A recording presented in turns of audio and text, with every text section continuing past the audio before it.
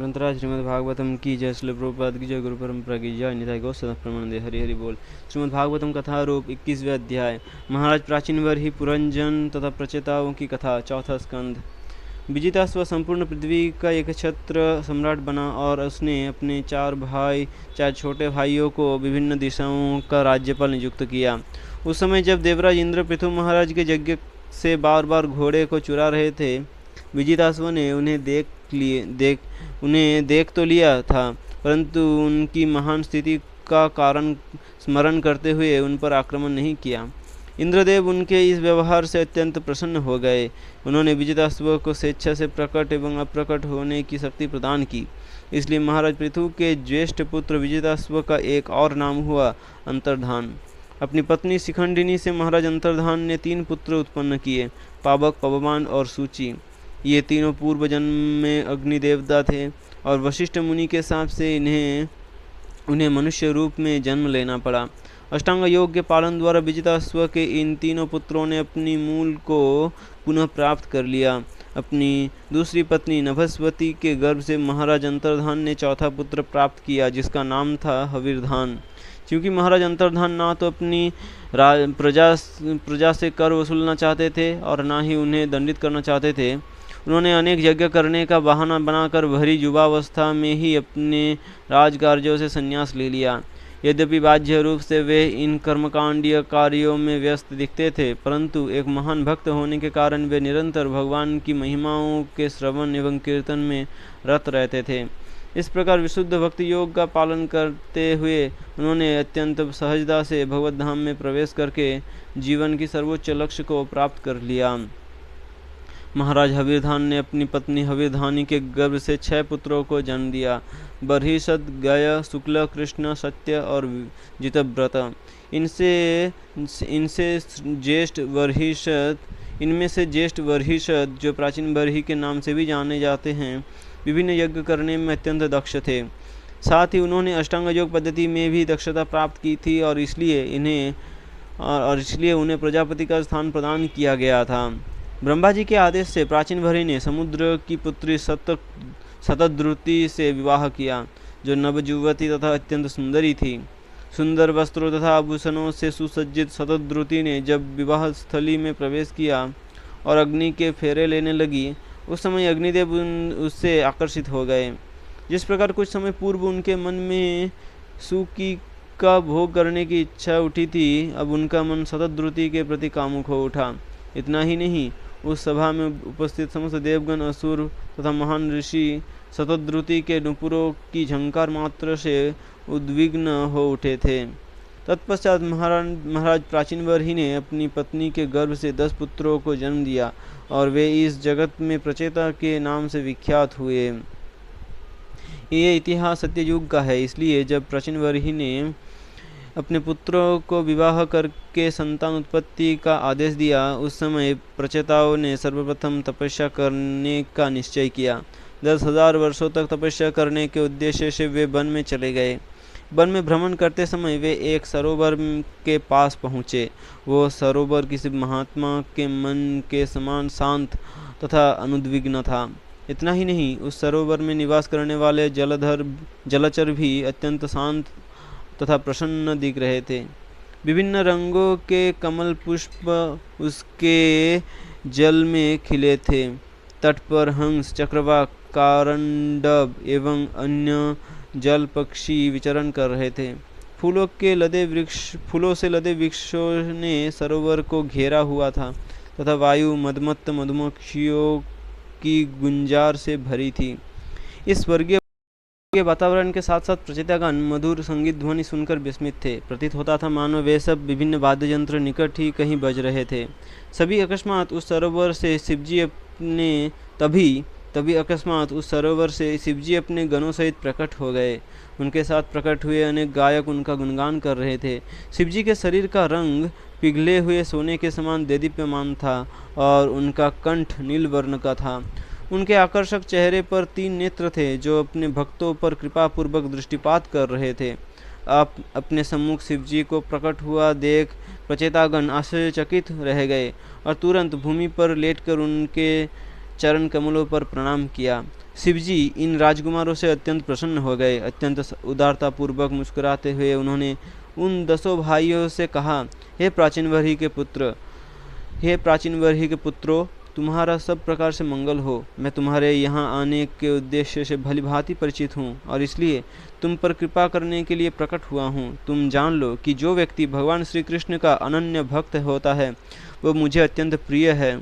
वर्णाश्रम में अपने कर्तव्यों का समुचित निर्वाह करने वाला व्यक्ति ब्रह्मा जी का पद प्राप्त कर सकता है और जब वो उससे भी ऊपर उठता है तो वो मेरे पास आता है। परंतु जो मनुष्य प्रत्यक्ष भगवान विष्णु की विशुद्ध भक्ति में संलग्न होता है वो तुरंत वैकुंठ लोक प्राप्त करता है।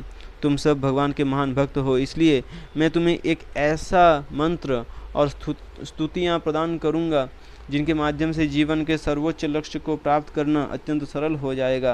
कृपया ध्यानपूर्वक इस मंत्र को सुनो। प्रचेतागण करबद्ध हो खड़े थे और शिवजी उन स्तुतियों का वर्णन करने लगे। हे भगवान, आपकी जय जयकार हो। आप परम पुरुष तथा परमेश्वर हैं और इसलिए आप सबके द्वारा पूजनीय है। सृष्टि सूक्ष्म भौतिक तत्वों से निर्मित है और आप उन तत्वों के मूल स्रोत हैं। आप ही सर्वव्यापी वासुदेव हैं जो संकर्षण, प्रद्युम्न तथा अनिरुद्ध के रूप में अपना विस्तार करते हैं। आप ही प्रवृत्ति, निवृत्ति तथा इन दोनों के फलस्वरूप उत्पन्न होने वाले कार्य हैं। आप समस्त वरदायकों में सर्वश्रेष्ठ हैं। हे भगवान, मैं आपके उस मूल स्वरूप के दर्शन करना चाहता हूँ जो भक्तों को अति प्रिय है। केवल उनके दर्शन से हमारी इंद्रियों की समस्त मांगे पूर्ण रूप से संतुष्ट हो सकती है।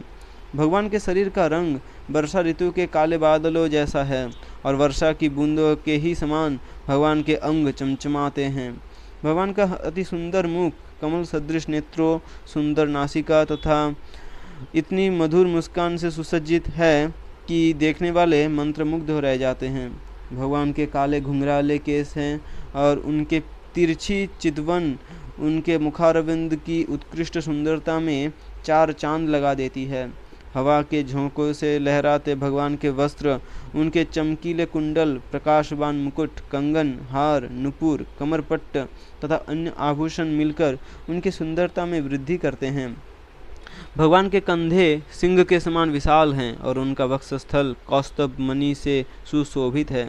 उनके वक्ष पर सुनहरे घुंघराले श्रीवत्स नामक बालों का गुच्छा कसौटी के पत्थर पर पाई जाने वाली सुनहरी रेखाओं को मात देता है। भगवान का गोल उदर बरगद के पत्ते के समान प्रतीत होता है और उस पर उभरी 3 रेखाएं अत्यंत सुंदर दिखती होती है। जब भगवान श्वास लेते और छोड़ते हैं तो उन रेखाओं में हुई हलचल से उनकी सुंदरता बढ़ जाती है।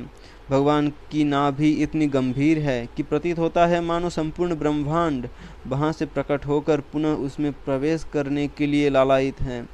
भगवान के नितंब सुनहरी कड़ाई वाले पट्टे से ढके हैं।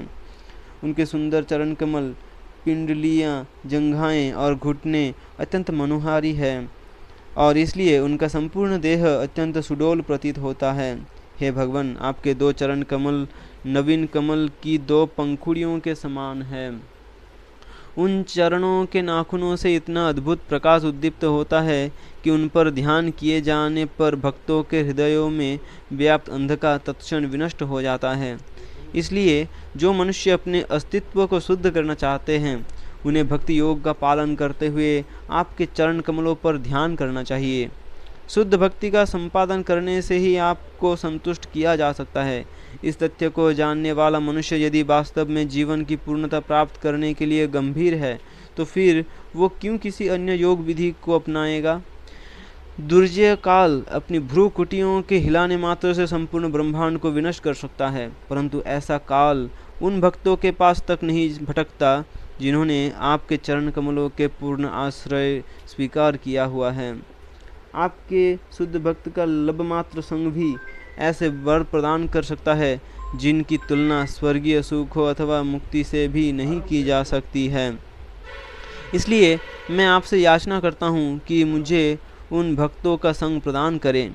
हे नाथ, आपकी महानता का पूर्ण अनुभव करना संभव नहीं है, परंतु ये देखकर कि किस प्रकार आपकी काल शक्ति द्वारा सृष्टि प्रत्येक वस्तु नष्ट हो जाती है, हम आपकी महानता का किंचित अनुभव कर सकते हैं।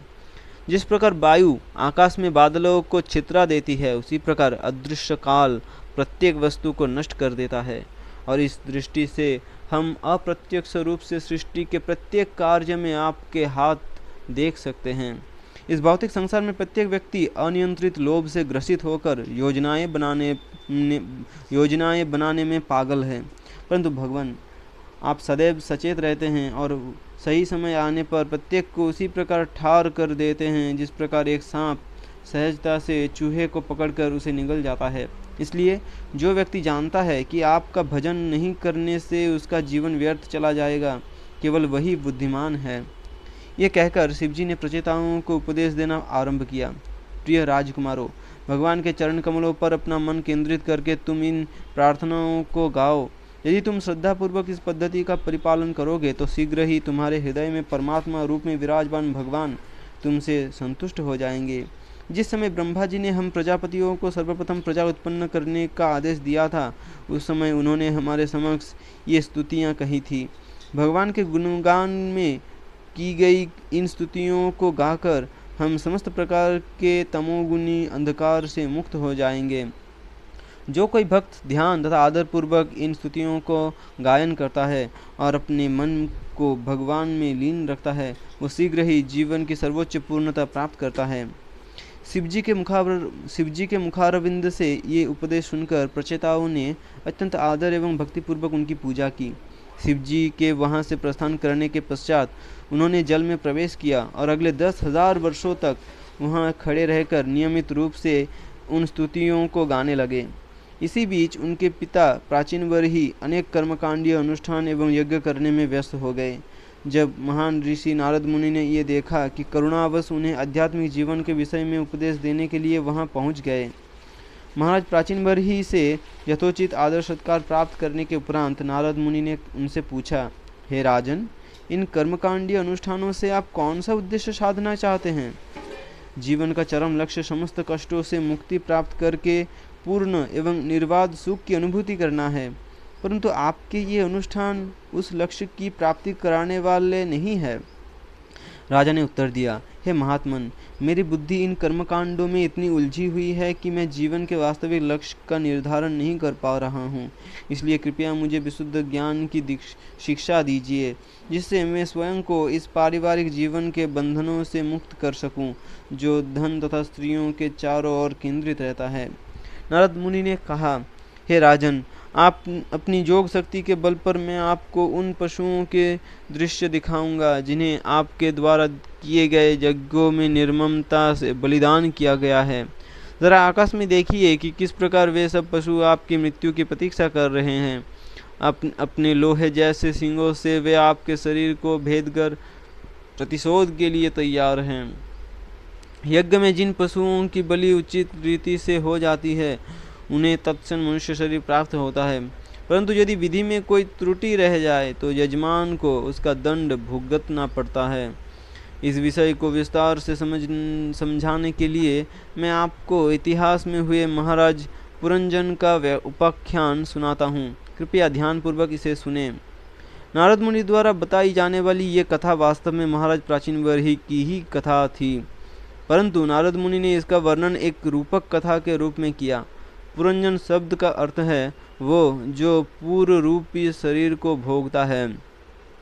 एक समय पांचाल देश में पुरंजन नाम का एक राजा रहा करता था, जो अपने वीरता भरे कार्यों के लिए अत्यंत विख्यात था।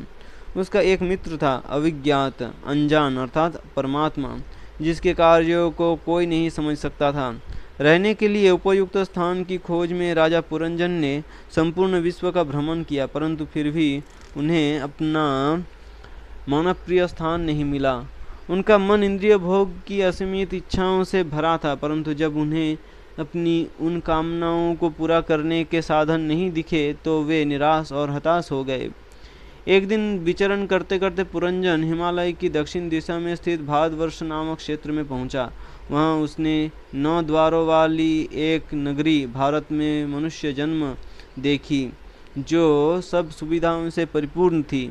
इस नगर के चारों ओर दीवार त्वचा बनी थी तथा उसमें उद्यान, केश, ऊंची इमारतें, शरीर के उठे हुए भाग जैसे सिर, नाक इत्यादि तथा नहरें, झुरियाँ एवं गड्ढे थी।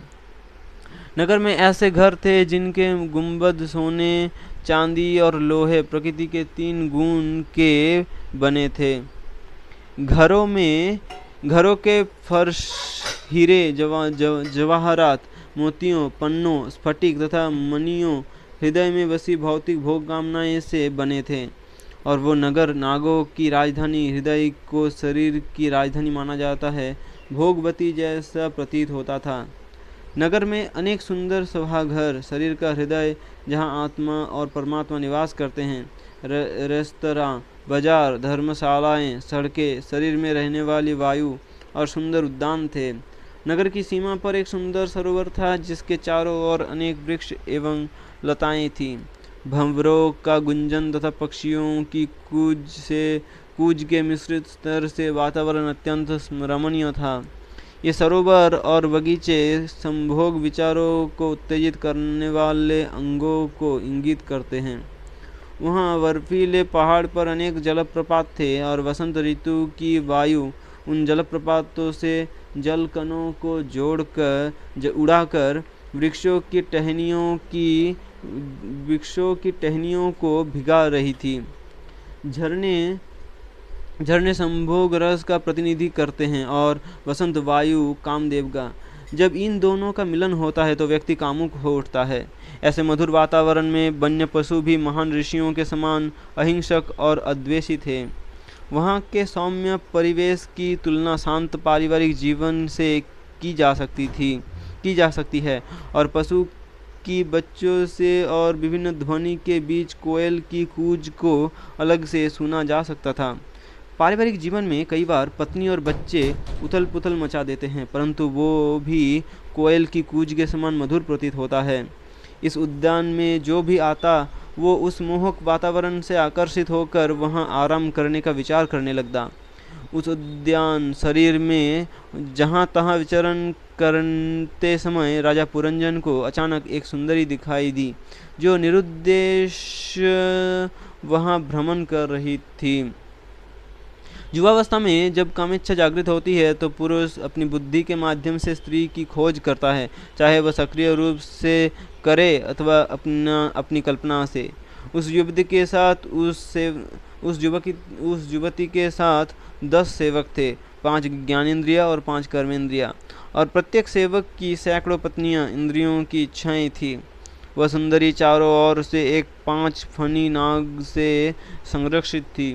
प्राण शक्ति, जिनमें 5 प्रकार की वायु होती है, उसकी तुलना अंग रक्षक से की जाती है। उसके अभाव में व्यक्ति एक क्षण भी जीवित नहीं रह सकता है। वह युवती आतुरता से एक उपयुक्त पति की खोज कर रही थी। स्त्री पुत्र का प्रतिनिधित्व करती है, स्त्री बुद्धि का प्रतिनिधित्व करती है, जो चेतना अर्थात पति के बिना कार्य नहीं कर सकती। उस सुंदरी को यहाँ युवती बताया गया है, अर्थात बुद्धि नूतन होनी चाहिए। उस युवती के नाक, दांत और मस्तक अत्यंत सुंदर थे और उसके कानों में लटकते कुंडल उसके मुख की शोभा को बढ़ा रहे थे। भौतिक जीवन में व्यक्ति बुद्धि रूपी शरीर का उपभोग इंद्रिय भोग के विषयों का आनंद लेने के लिए करता है। उस युवती की कटी तथा नितंब अत्यंत सुंदर थे और उसने पीले रंग की साड़ी पहनी थी। उसकी कमर पर सुनहरी करधनी बंधी थी। चलते समय वो लज्जापूर्वक अपनी साड़ी के एक छोर से अपने 2 सुडौल स्तनों को बारंबार ढकने का प्रयास कर रही थी। यह सुंदर युवती को देखकर मन में उठे आनंद का वर्णन है। 2 स्तन आसक्ति और द्वेष के प्रतीक है, जो एक ही सिक्के के 2 पहलू होने के कारण एक दूसरे से अभिन्न है। महान नायक पुरंजन उस युवती के लज्जा एवं मुस्कान युक्त चेहरे से आकर्षित हो गया और उसका हृदय उसकी कामुक कटाक्ष रूपी बाणों से विदीर्ण हो गया। जब कोई व्यक्ति अपनी इंद्रियों का सेवक बनना स्वीकार करता है तो वो सांसारिक दृष्टि से महान नायक बन जाता है। यदि कोई स्त्री के आकर्षण को सहन कर लेता है तो वो गोस्वामी अर्थात अपनी इंद्रियों का स्वामी बनकर आध्यात्मिक दृष्टि से महान नायक हो जाता है। पुरंजन पूरी तरह उस युवती पर मंत्रमुग्ध हो गया और बेबस होकर उससे बातें करने लगा। हे कमल लोचनी, तुम कौन हो और कहाँ से आई हो? तुम्हारे पिता कौन है और तुम यहाँ किस उद्देश्य से विचरण कर रही हो? मनुष्य शरीर में व्यक्ति को आत्मज्ञान के विषय में प्रश्न पूछकर अपनी बुद्धि का प्रयोग करना चाहिए। तुम्हारे साथ ये 11 बलवान अंगरक्षक कौन है? मन एवं इंद्रियां और उनके पीछे चलने वाली ये स्त्रियां कौन है? तुम्हारे साथ ये विशाल सर्प कौन है? हे सुंदरी, तुम साक्षात भाग्य की देवी लक्ष्मी, विद्या की देवी सरस्वती तथा शिवजी की पत्नी उमा प्रतीत होती हो, परंतु साथ ही ऐसा लगता है कि तुम इस उपवन में पति की खोज करने निकली हो। दिखने से तुम लक्ष्मी प्रतीत होती हो, परंतु तुम्हारे हाथ में मुझे कमल पुष्प दिखाई नहीं दे रहा। तुमने उसे कहाँ फेंक दिया है? पुरंजन भलीभांति परिचित था कि लक्ष्मी देवी भगवान विष्णु के अतिरिक्त अन्य किसी के साथ विहार नहीं करती है, परंतु नहीं, तुम उच्चलोकों की इन स्त्रियों में से कोई नहीं हो। तुम इसी भूलोक की हो, क्योंकि तुम्हारे चरण भूमि का स्पर्श कर रहा है। जिस प्रकार लक्ष्मी देवी वैकुंठ लोकों की सुंदरता को बढ़ाती है, उसी प्रकार तुम मेरा अंगीकार करके मेरी नगरी की शोभा बढ़ा सकती हो। तुम्हारी जानकारी के लिए मैं बता दूं कि एक अत्यंत विख्यात शक्तिशाली और वीर राजा हूँ। तुम्हारी जानकारी के लिए मैं बता दूं कि मैं एक अत्यंत विख्यात शक्तिशाली और वीर राजा हूँ। ऐसा कोई ऐश्वर्य नहीं जो मेरे पास ना हो। एक स्त्री पति में जो गुण चाहती है, पुरंजन ने उन सब का वर्णन किया। तुम्हारे कटाक्षों से मेरा मन उत्तेजित हो गया है। तुम्हारी मुस्कान लज्जा के साथ ही कामुकता से भरी है। उसने मेरे चित्त में कामदेव को उदित कर दिया है। हे युवती, तुम्हारा मुंह कितना सुंदर है और वाणी इतनी मधुर, परंतु तुम इतनी लजीली हो कि सीधे मेरी आंखों में नहीं देख रही हो। कृपया मुझ पर दया करो और अपने सुंदर मुख को ऊपर उठाकर मुझे देखो। पुरंजन के वचन दर्शाते हैं कि वो माया के संपूर्ण रूप को देखने के लिए उत्कंठित था। वो उस युवती का स्पर्श एवं उसका भोग करने के लिए इतना आतुर था कि वो प्रणय की याचना करने लगा। परिणाम स्वरूप वो युवती भी उससे आकर्षित हो गई। इस प्रकार पुरंजन से मोहित होकर उस स्त्री ने उसका निवेदन स्वीकार किया और मुस्कुराते हुए उत्तर दिया, हे पुरुष श्रेष्ठ, मैं नहीं जानती कि मेरा जन्मदाता कौन है, ना ही मैं अपने सहायकों के नाम अथवा उनका जन्म स्रोत जानती हूँ। ये भौतिक जगत में जीवात्मा की अज्ञानता को दर्शाता है। मैं केवल इतना जानती हूँ कि अभी मैं इस स्थान पर हूँ और इसके बाद मेरा क्या भविष्य है, मुझे इसका बिल्कुल ज्ञान नहीं है। वास्तव में मैं इतनी मूर्खा हूँ कि मुझे ये जानने की कोई इच्छा नहीं है कि मेरे निवास हेतु इस सुंदर उपवन का निर्माण किसने किया है। मैं तो बस इतना जानती हूँ कि ये सब स्त्री पुरुष मेरे बंधु हैं और मेरे सोते समय भी ये सर्प दिन रात इस उपवन की रक्षा करता है। सोते समय भी श्वास क्रिया जारी रहती है। हे नायक, ये मेरा सौभाग्य है कि विधाता की इच्छा से आज आप यहाँ आए हैं। मैं जानती हूँ कि आपके हृदय में अपनी इंद्रियों को भोगने की तीव्र कामना है, इसलिए मैं अपने मित्रों के साथ तुम्हें सब प्रकार का भोग देने का भरसक प्रयास करूंगी। स्त्री बुद्धि का प्रतिनिधित्व करती है जो परमात्मा द्वारा दी जाती है, और पुरंजन बद्धजीव का प्रतिनिधित्व करता है जो बुद्धि के माध्यम से अपनी इंद्रियों को संतुष्ट करने के हर संभव प्रयास करता है। मैंने 9 द्वारों वाली इस नगरी की व्यवस्था की है। इसमें रहते हुए तुम 100 वर्षों तक समस्त प्रकार के भोगों का संतोष पर्यंत आनंद ले सकते हो। तुम्हारे अतिरिक्त भला मैं किसी अन्य के साथ भोग करने का विचार भी कैसे कर सकती हूँ, विशेष रूप से उन लोगों का जो अपने घरों से आसक्त है, गृह मेधी और प्रवृत्ति मार्ग के अनुयायी हैं, आसक्ति को बढ़ाने वाला मार्ग।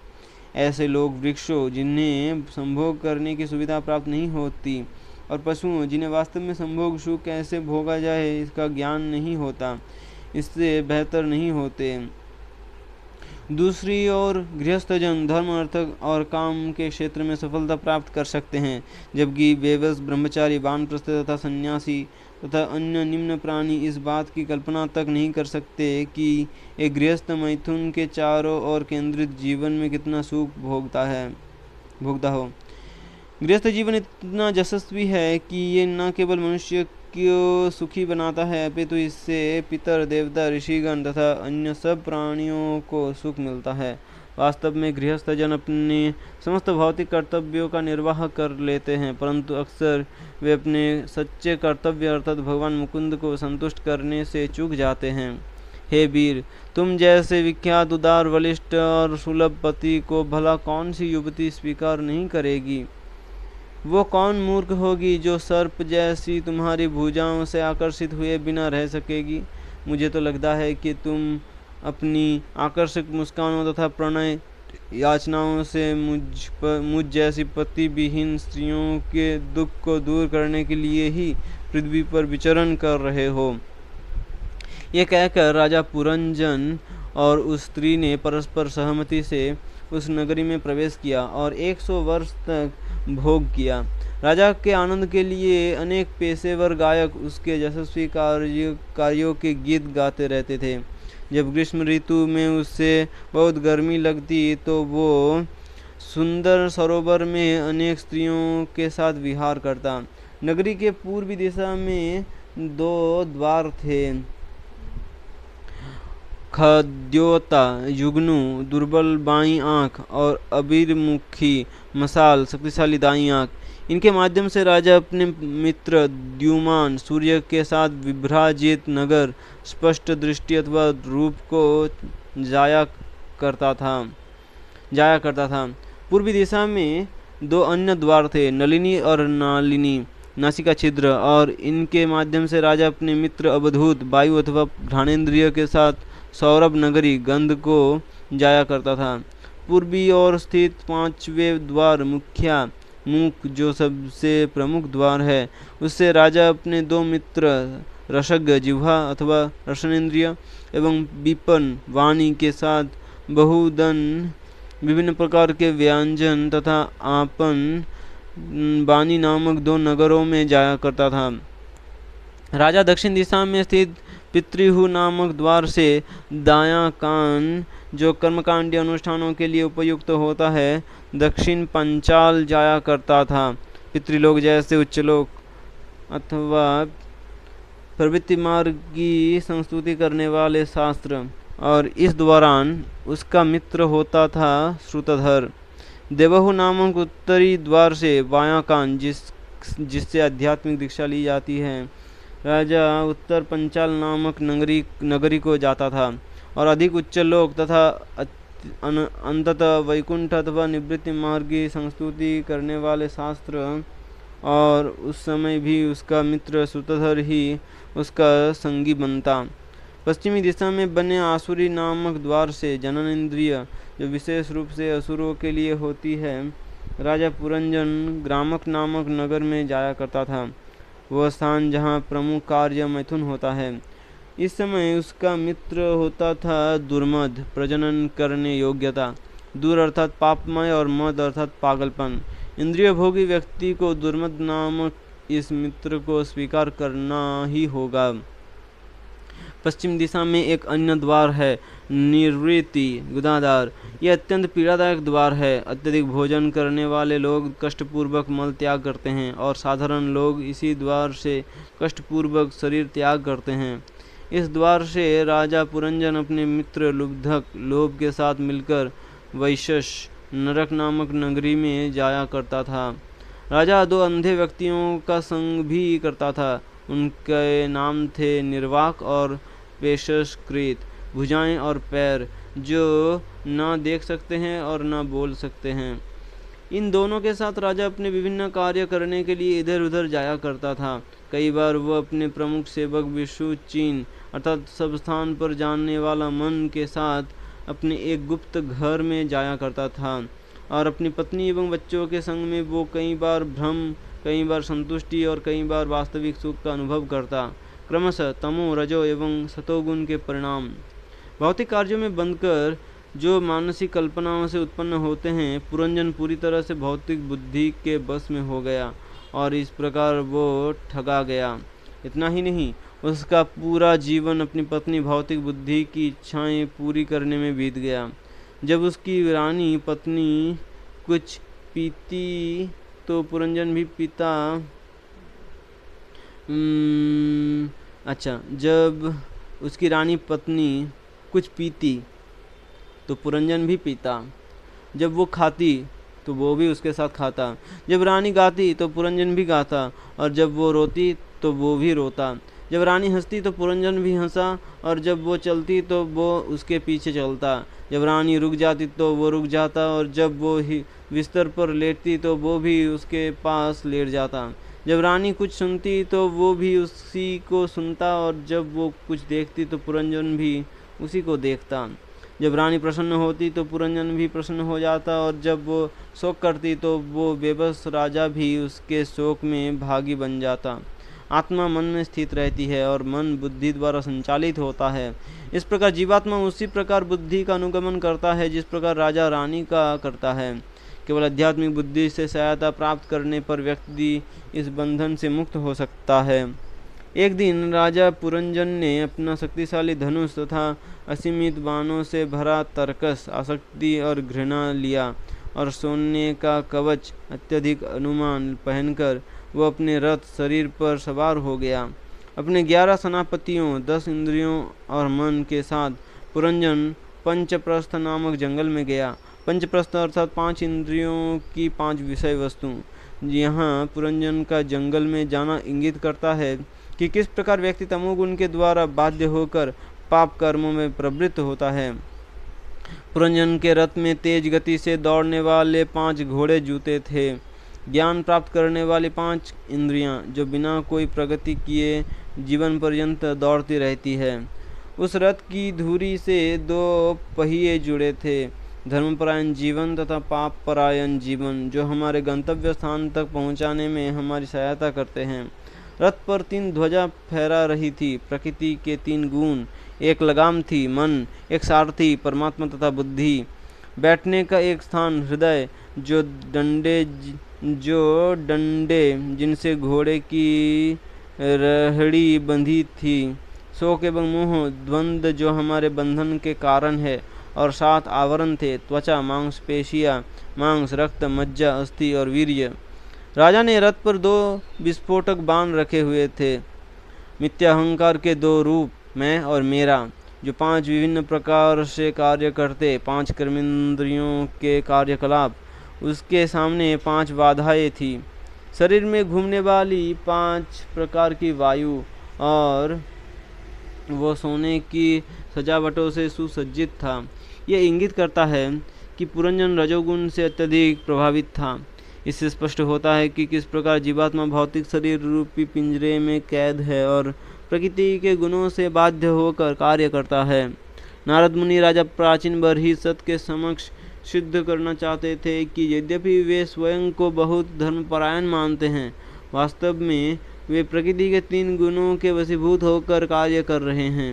विशेष रूप से उनके द्वारा किए जाने वाले पशु यज्ञ उन्हें इसी संसार में बांध कर रखने वाले हैं। सामान्यतः राजा पुरंजन एक क्षण के लिए भी अपनी रानी से अलग नहीं होता था, परंतु जब उसके मन में शिकार पर जाने की तीव्र इच्छा हुई तो रानी की परवाह किए बिना वो अकेला ही वन में निकल गया। अर्थात पुरंजन अन्य स्त्रियों के शिकार में निकला था। अत्यधिक घमंड और कामुक इच्छाओं के आसुरी प्रभाव से ग्रस्त पुरंजन का हृदय अत्यंत कठोर और निर्दयी हो गया और वह अपने तीक्ष्ण बाणों से बिना कोई विचार किए निरीह पशुओं का वध करने लगा। यह निर्विवाद है कि क्षत्रियों को कुछ पशुओं की हत्या करने तथा यज्ञ में उनकी आहुति देने के पश्चात उसका मांस खाने की अनुमति है, परंतु इस नियम का वास्तविक उद्देश्य रजो एवं तमोगुणी मूर्ख लोगों द्वारा की जाने वाली अनियंत्रित हिंसा पर अंकुश लगाना है।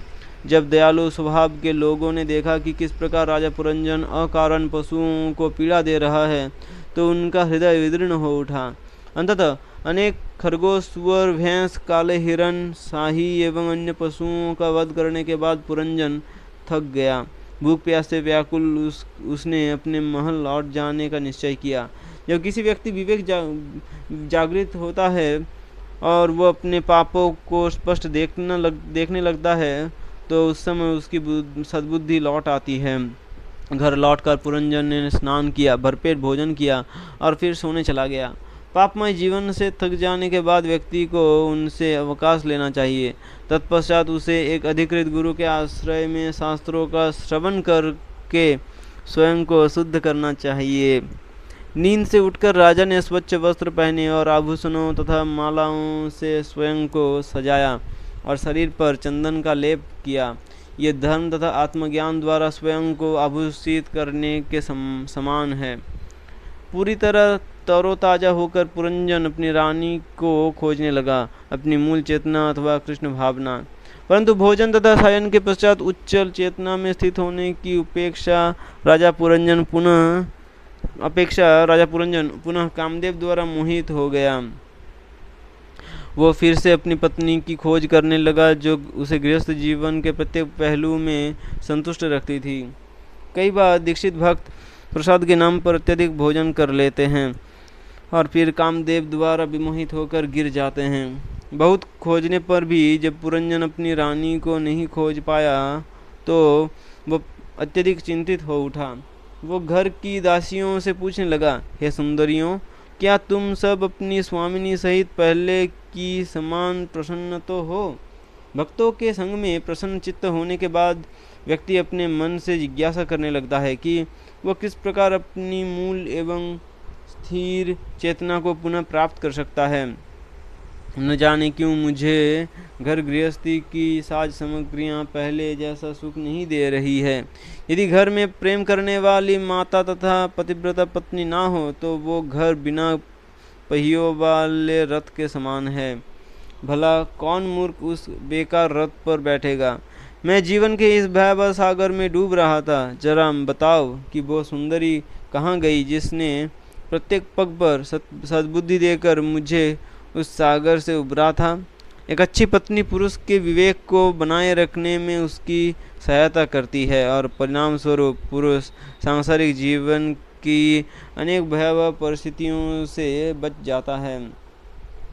दासियों ने उत्तर दिया, हे प्रजापालक, उस और देखिए, आपकी पत्नी भूमि पर लेटी हुई है और हम नहीं जानते कि उनकी इस दशा का क्या कारण है। जब पुरंजन ने देखा कि रानी एक साध्वी की भांति भूमि पर लेटी हुई तो उसका मन दुखी हो गया। उसे पश्चाताप होने लगा कि शिकार जैसे पाप कार्य करने के लिए उसने अपनी अच्छी बुद्धि की उपेक्षा की। अत्यंत खिन्न अवस्था में उसने मधुर शब्दों द्वारा अपनी पत्नी को शांत करने के भरसक प्रयास किए।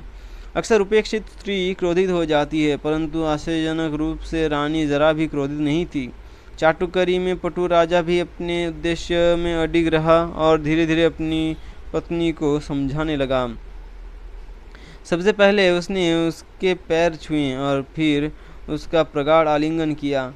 अंततः उसने उसे अपनी गोद में बैठा लिया और कहा, आप अपने पूर्व पाप कार्यों पर सच्चा पश्चाताप करने के पश्चात व्यक्ति को चाहिए कि वो गुरु के चरणों का स्पर्श करके अपनी चेतना को कृष्ण भावना के स्तर तक ऊपर उठाए और फिर भक्ति का निरूपण करते हुए गुरु को प्रसन्न करे।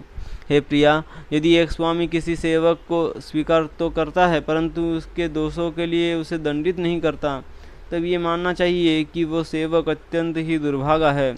जब स्वामी सेवक को दंडित करता है तो सेवक को चाहिए कि उस दंड को स्वामी की विशेष कृपा के रूप में देखे और उस पर क्रोधित न हो।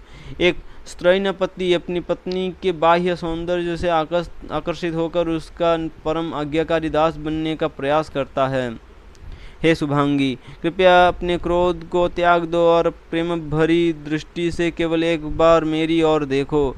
जब मैं तुम्हारे सुंदर मुस्कुराते हुए चेहरे को देखता हूँ और तुम्हारी मधुर वाणी सुनता हूँ तो मैं पूरी तरह मोहित होकर तुम्हारा ऋणी बन जाता हूँ। पुरंजन अपनी पत्नी की मूल सुंदरता को जागृत करने का प्रयास कर रहा है।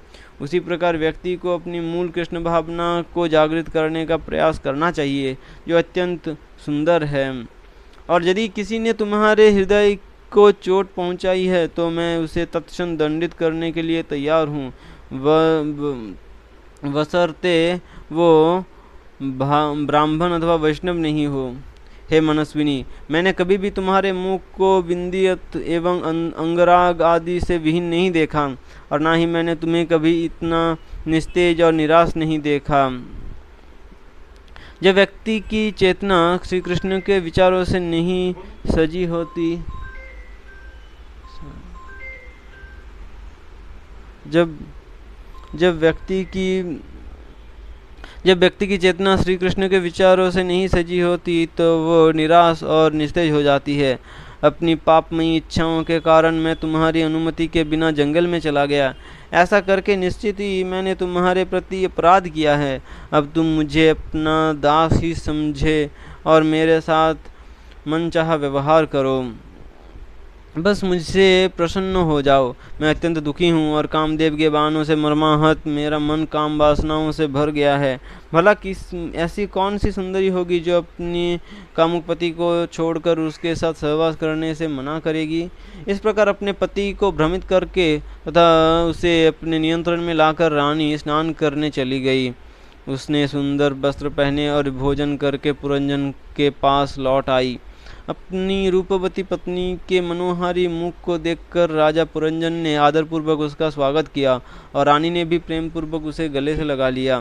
तत्पश्चात एक एकांत स्थान में रानी ने पुरंजन के साथ संभोग करके उसे पूरी तरह संतुष्ट कर दिया। जब व्यक्ति की बुद्धि का सदुपयोग होता है तो बुद्धि एवं बुद्धिमान दोनों व्यक्ति संतोषजनक रूप से एक दूसरे का आनंद लेते हैं। अपनी कमनीय पत्नी से विमोहित होकर पुरंजन की बुद्धि नष्ट हो गई और वो भूल गया कि किस प्रकार एक एक दिन करके उसका संपूर्ण जीवन व्यर्थ ही बीता जा रहा है। जंगल में शिकार खेलने के पश्चात, जो पाप भरे जीवन का सूचक है, राजा पुरंजन धर्मपरायण गृहस्थ जीवन बिताने के लिए अपने घर लौटा। परंतु यदि गृहस्थ जीवन में व्यक्ति मैथुन से अत्यधिक आसक्त हो जाता है तो वह सांसारिक जीवन की गहराइयों में गिरता चला जाता है। अत्यधिक मोहग्रस्त होने के कारण पुरंजन सदैव अपनी पत्नी की भुजाओं में लेटा रहता।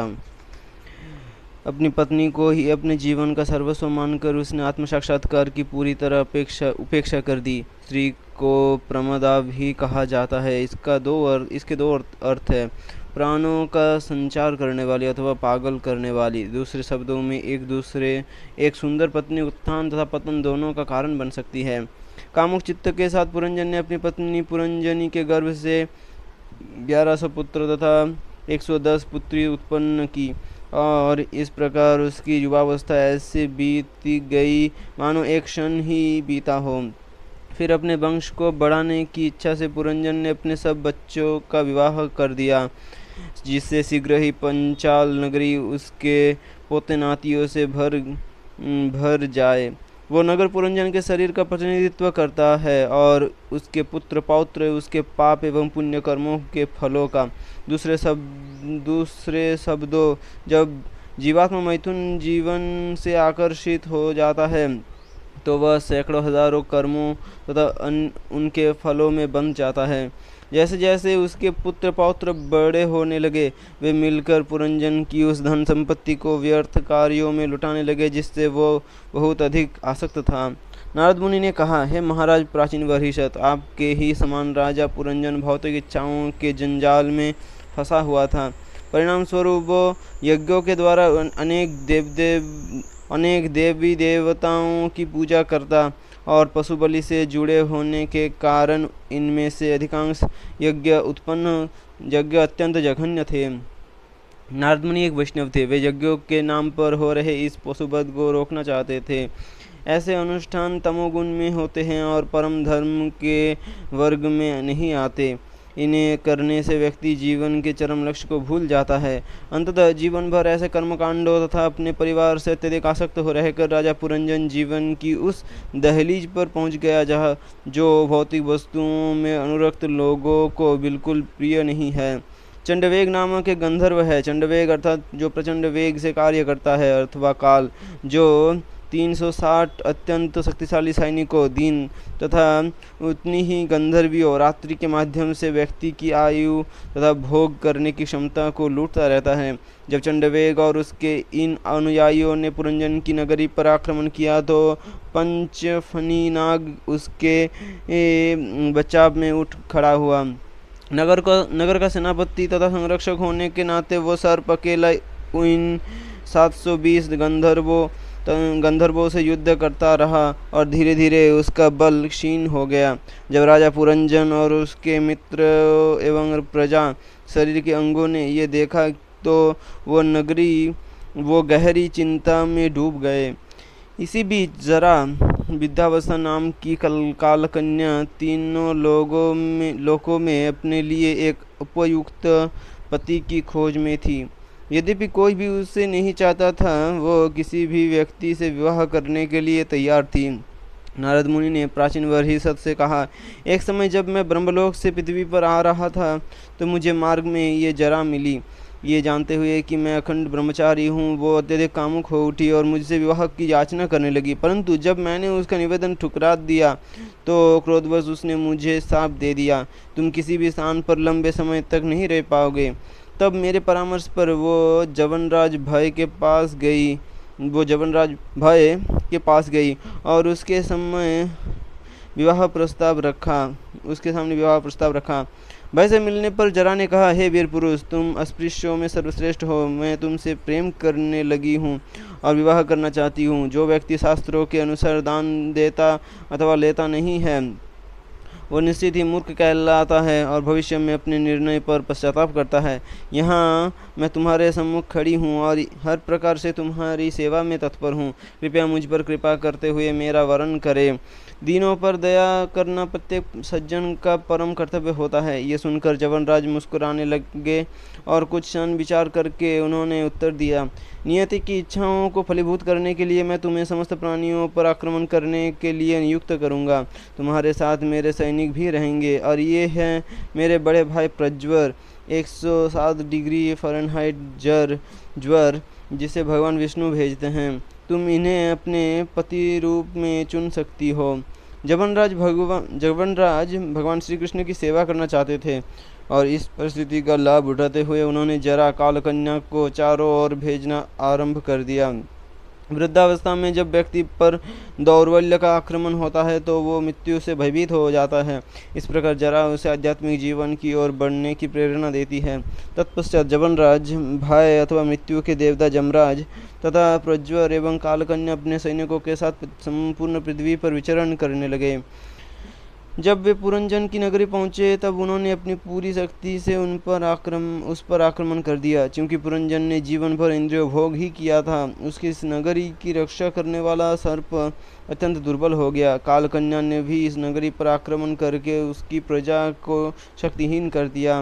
वृद्धावस्था में शरीर के सारे अंग बेकार हो जाते हैं और जवनराज सैनिक 9 द्वारों से अंदर घुसकर जरा का पूरा सहयोग करने लगे। वृद्धावस्था में 9 द्वारों पर रोग प्रकट होते हैं। कालकन्या द्वारा आलिंगन किए जाने पर राजा पुरंजन का सौंदर्य वृद्धि तथा ऐश्वर्य धीरे धीरे क्षीण होने लगा और इस प्रकार गंधर्वों और जवनों ने सरलता से उस पर विजय प्राप्त कर ली। जहाँ एक और पुरंजन अपनी नगरी को विध्वंस होते देख रहा था, वही दूसरी ओर उसने देखा कि उसकी पत्नी, पुत्र, पौत्र, सेवक और मंत्रीगण उसकी उपेक्षा करने लगे हैं और उसके विरोध करने से भी नहीं हिचकिचाते। वृद्धावस्था में इंद्रियां एवं शरीर के अन्य अंग शिथिल पड़ जाते हैं और व्यक्ति के नियंत्रण में रहने के स्थान पर वे उसका विरोध करने लगते हैं। हम अपनी इंद्रियों को भोग विलास में लिप्त करना चाहते हैं, परंतु ऐसा करने के लिए उनके पास शरीर का सहयोग होना चाहिए। इसी प्रकार पुरुष अपने भोग के लिए परिवार का पालन करता है और परिवार वाले भी उससे सुख की मांग करते हैं, परंतु बूढ़े होने के कारण जब वो परिवार वालों को पर्याप्त धन नहीं दे पाता तो परिवार वाले उसके विरोधी बन जाते हैं। ये देखकर पुरंजन अत्यंत चिंतित हो गया। कालकन्या के बंधन में बंधे होने के कारण वो इस परिस्थिति का सामना करने में पूरी तरह निस्सहाय था। यद्यपि पुरंजन की कामुक इच्छाओं ने उसे अभी तक तक उसकी पत्नी एवं बच्चों के साथ बांध कर रखा हुआ था, परंतु कालकन्या के प्रभाव से उसे भोग विलास की सब वस्तुएं निरस्त लगने लगी। इसी प्रकार लाचार राजा पुरंजन जीवन के सच्चे लक्ष्य को पूरी तरह भूल गया। अंततः निर्णायक दिन आ गया। कालकन्या ने राजा पुरंजन की नगरी को पूरी तरह तहस नहस कर दिया और इच्छा न होते हुए भी पुरंजन को अपनी उस प्रिय नगरी को छोड़ने के लिए बाध्य होना पड़ा। यहाँ तक कि मल में बैठा कीड़ा भी अपनी स्थिति से आसक्त होकर उसे छोड़ना नहीं चाहता है। विशेष रूप से यदि व्यक्ति को अगले जीवन अथवा भगवान के धाम की जानकारी नहीं है तो वो वृद्ध एवं लाचार होने पर अपने शरीर को त्यागना नहीं चाहता है।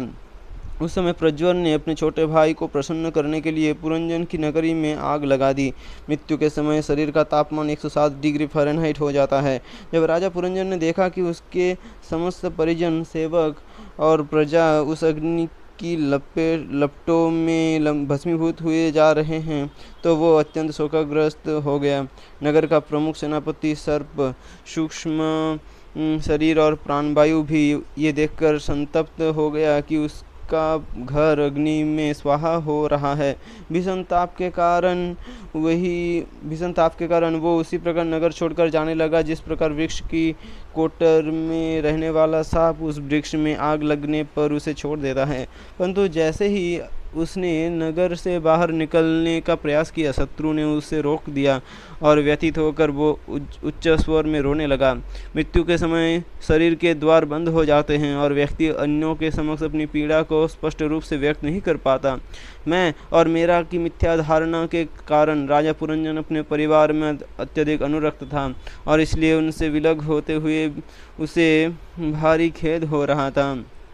चिंतित हो वो विचार करने लगा, मेरी बेचारी पत्नी पर इतने सारे बच्चों का भारी बोझ है। मेरे मरने के बाद कौन उसका ध्यान रखेगा और किस प्रकार वो सब बच्चों का पालन कर पाएगी। पुरंजन अपनी पत्नी के साथ किए गए विभिन्न कार्यकलापों का स्मरण करने लगा। जब तक वो स्नान अथवा खाता नहीं था तब तक वो भी वैसा वही नहीं करती थी। वो उसके कितनी अधिक आसक्त थी। जब कभी वो उसे डांटता तो वो खींच जाती थी। वो सोचने लगा कि किस प्रकार उसकी पत्नी उसे अच्छी सलाह देती थी और जब एक बार वो उसे घर पर छोड़ गया था तो किस प्रकार वो दुखी हो गई थी। पुरंजन भगवान श्री कृष्ण का अंश था और ये सब सोचने के स्थान पर उसे भगवान का स्मरण करना चाहिए था। दुर्भाग्यवश जब वो अपनी पत्नी और बच्चों का स्मरण करते हुए उनके भविष्य की चिंता कर रहा था, उसी समय यवनराज उसे बंदी बनाने के लिए आ पहुंचा। जब जवन सैनिक पुरंजन को न्यायालय में ले जाने के लिए बांध रहे थे तब पुरंजन के संबंधी दुखी हो गए। उन्हें भी अपने स्वामी के साथ जाने के लिए बाध्य होना पड़ा। जब जमदूत किसी जीव को ले जाते हैं तो उसकी प्राणवायु, इंद्रियां, इच्छाएं और पूर्व कर्मों के फल उसके साथ ही जाते हैं।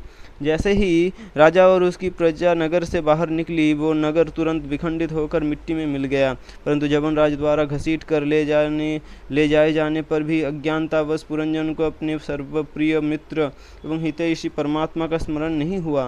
क्रूर पुरंजन की असहाय स्थिति को देखकर वहाँ वे सब पशु आ पहुँचे जिनकी विभिन्न यज्ञों में पुरंजन ने बलि दी थी। उन्होंने पुरंजन पर धावा बोल दिया और अपने तीक्ष्ण सींग उसके शरीर में भोंकने लगे। पुरंजन को लगा मानो कोई उसे कुल्हाड़ी से काट रहा है। क्योंकि मृत्यु के समय पुरंजन अपनी पत्नी का स्मरण कर रहा था, उसने कन्या के रूप में विदर्भ नरेश के घर में जन्म लिया। अपने पूर्व पुण्य कर्मों के अनुसार उससे उचित जन्म मिला। विवाह योग्य होने पर वैदर्भी का विवाह पांडु देश के राजा मलयध्वज से हो गया। राजा का नाम दर्शाता है कि वो भगवान का महान भक्त था और भक्ति में मलय पर्वत के समान अडिग था। निरंतर भैराती भक्ति पताका से उसने अन्य समस्त आध्यात्मिक धारणाओं पर विजय प्राप्त कर ली थी और इस प्रकार उन्होंने अन्य लोगों को अपने ही समान भक्ति में दृढ़ बनाया। महाराज मलयध्वज ने अपनी पत्नी वैदर्भी के गर्भ से काली गहरी आंखों वाली एक पुत्री अर्थात उस कन्या की आंखें सदैव श्री कृष्ण का ध्यान करती थी और 7 पुत्रों वैधि भक्ति के साथ विधियों के प्रतिनिधि को जन्म दिया। ये सातों भविष्य में द्रविड़ देश के राजा बने। मलध्वज के पुत्रों ने हजारों पुत्रों को जन्म दिया और उन्होंने मनु के पूरे जीवन काल तथा उसके बाद भी पृथ्वी पर शासन किया। महान ऋषि अगस्त्य अर्थात वो मन जो इंद्रियों को नियंत्रण में रखता है, उसने मलध्वज की पुत्री जो भोक्ति पद का प्रतिनिधित्व करती है उससे विवाह किया। इन दोनों ने दृढ़च्युत अपनी दृढ़ता के कारण कभी न गिरने वाला नामक पुत्र को जन्म दिया और दृढ़च्युत ने इदमवाह को जन्म दिया, वो जो गुरु के लिए लकड़ी उठाए। दूसरे शब्दों में, जब नियंत्रित इंद्रियों द्वारा भक्ति की जाती है तो व्यक्ति गुरु को संतुष्ट करने के लिए पूरी तरह दृढ़ हो जाता है। कुछ समय पश्चात राजा मलध्वज ने अपने पुत्रों में अपने राज्य का बंटवारा कर दिया और एकाग्रचित्त से भगवान श्री कृष्ण का भजन करने के लिए कुलाचल नामक एकांत स्थान में वे निवास करने लगे। जब शिष्य परिपक्व एवं प्रचार के योग्य हो जाते हैं तो गुरु को चाहिए कि वो संसार को उनमें विभाजित करके स्वयं सक्रिय सेवाओं से निवृत्त हो जाए एवं पुस्तकों के लेखन एवं निर्जन भजन को अपना प्रमुख लक्ष्य बनाएं। यद्यपि महारानी वैदर्भी अपने पुत्रों के साथ राजमहल में सुखपूर्वक रह सकती थी, उसने वन में अपने पति का अनुगमन करने का निश्चय किया। इसी प्रकार कुछ अंतरंग शिष्यों को गुरु के निर्जन भजन में सेवा करने के लिए उनके साथ जाना चाहिए। मलध्वज ने कुलाचल प्रांत से होकर बहने वाली चंद्रवसा, ताम्रपर्णी और बटोदका नदी में स्नान करके स्वयं को अंदर बाहर से शुद्ध किया। भोजन के नाम पर वे केवल कंद मूल, पत्ते, बीज, फल, फूल और घास ही खाते थे। परिणाम स्वरूप उनका शरीर बहुत क्षीण हो गया, परंतु तपस्या के बल पर उन्होंने सर्दी, गर्मी एवं सुख दुख के द्वंद्वों तथा भूख प्यास और प्रकृति के कठोरता को जीत लिया। इस प्रकार मलध्वज ने अपने मन को पूर्ण पुरुषोत्तम भगवान पर केंद्रित करने के लिए अपनी प्राण वायु और इंद्रियों को नियंत्रण कर लिया। अंततः कुलाचल में 100 दिव्य वर्ष 36,000 वर्ष सौर वर्ष तक रहने के पश्चात राजा को जीवन की सर्वोच्च पूर्णता अर्थात भगवान की शुद्ध भक्ति प्राप्त हो गई। मलध्वज ने अपने हृदय में अपने निकट बैठे परमात्मा को स्पष्ट देखने लगे। भगवान से प्रत्यक्ष निर्देश प्राप्त करने के कारण वे सृष्टि के प्रत्येक वस्तु को हर दृष्टिकोण से समझ गए। अब वे पूर्ण कृष्ण भावना की अवस्था में स्थित थे। श्री कृष्ण से विलग प्रत्येक कार्य को अनावश्यक एवं माया जानकर उन्होंने समस्त भौतिक कार्यों से स्वयं को विमुक्त कर लिया। महारानी वैदर्भी के लिए अपने पति से बढ़कर अन्य कुछ नहीं था। उनकी सेवा के लिए उसने सब सुख त्याग दिए और पति की तपस्या में उनका साथ देने लगी। मलध्वज गुरु के प्रतिनिधि है और वैदर्भी शिष्य की। वह फटे पुराने वस्त्र पहनती और अपने बालों को बिना सुलझाए जटाजूट रखती। तपस्या के कारण वो बहुत दुबली हो गई थी। निरंतर अपने पति के पास रहते हुए भी वो उसी प्रकार सदैव शांत तथा अनुद्विग्न रहती, जिस प्रकार वायु रहित स्थान पर दीपक की लौ अचल रहती है। उसके पति आसन जमाए समाधि में बैठे थे और वो तब तक उनकी सेवा करती रही जब तक उसे समझ नहीं आया कि वे उस शरीर में प्रयाण कर चुके हैं। अपने पति के पैरों को दबाते हुए उसने अचानक अनुभव किया उनके पैर पहले के समान गर्म नहीं थे। वो समझ गई कि उसके पति अब और उस शरीर में नहीं है। स्वयं को अकेली देखकर वैदर्भी चिंताग्रस्त हो गई। अबाध रूप से अश्रुपात करते हुए अपने गुरु के तिरोधान पर शिष्यों को इसी प्रकार रोना चाहिए। वो जोर जोर से पुकारने लगी, महाराज कृपया खड़े हो जाइए। देखिए किस प्रकार संसार में चोर उचक के भर गए हैं। पृथ्वीवासी अत्यंत भयभीत हैं और उनकी रक्षा करना आपका कर्तव्य है।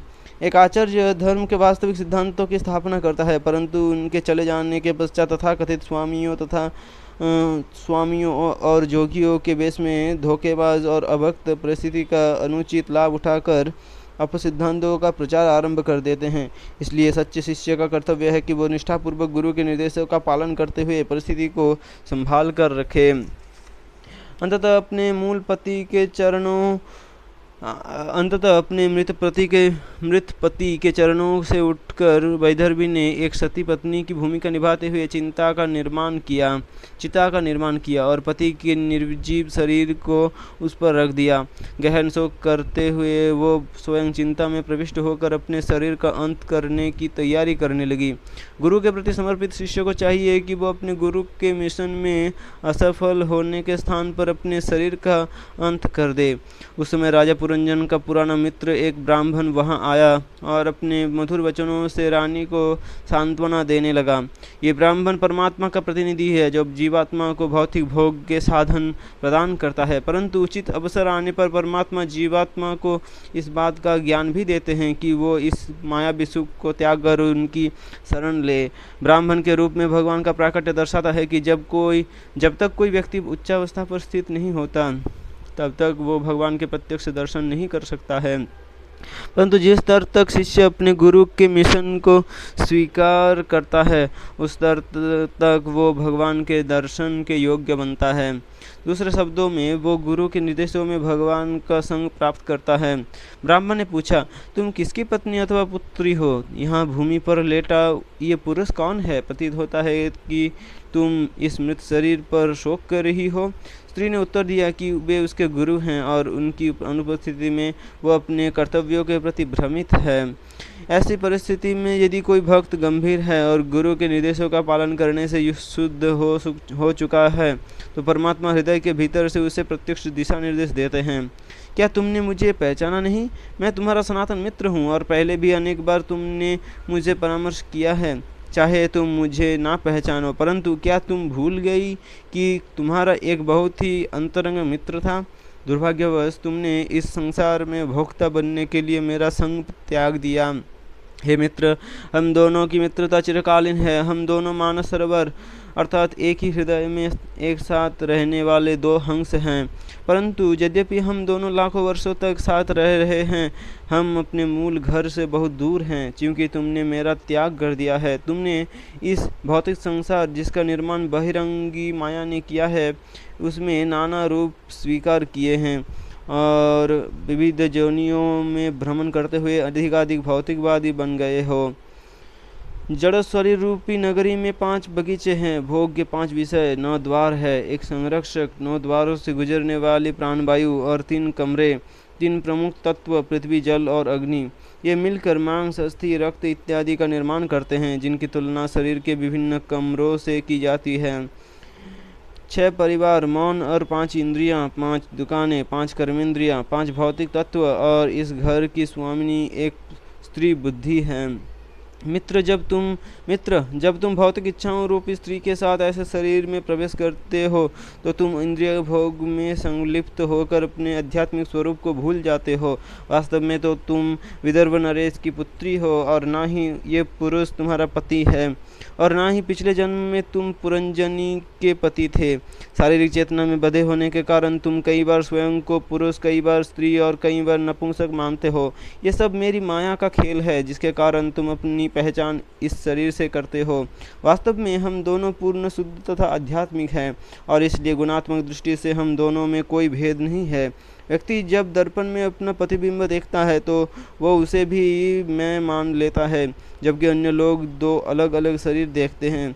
इसी प्रकार जब जीवात्मा भौतिक रूप से बद्ध हो जाता है तो वो स्वयं एवं भगवान में भेद देखने लगता है।